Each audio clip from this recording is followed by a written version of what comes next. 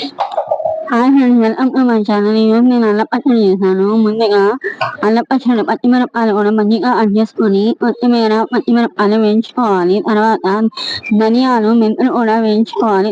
Mixie పట్టుకోవాలి. 30 గ్రాములు అల్లం కూడా వేసుకొని మిక్సీ పట్టుకున్న తర్వాత నేను వేడి నీళ్ళలో నానబెట్టుకున్న చింతపండుని ఆరానికి తగినంతగా వేసుకోవాలి. 200 గ్రాములకి తగ్గించుకొని వేసుకోవాలి. సరిపోతే ఆరాన్ని బట్టి వేసుకోవాలి.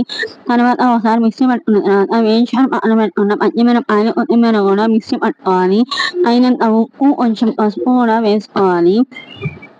వేసుకుని ఒకసారి మిక్సీ పట్టిన తర్వాత 100 గ్రాముల బెల్లం కూడా ఆరానికి తగినంతగా వేసుకోవాలి. తర్వాత ఒక ప్యాన్ పెట్టుకొని ఆయిల్ వేసుకొని 2-3 స్పూన్లు తాలింపు దినుసులు, ఎండుమిరపకాయలు, కరివేపాకు, ఇంగువ అన్ని వేసుకొని మనం మిక్సీ పట్టిన అల్లం పచ్చడి కూడా వేసుకోవాలి.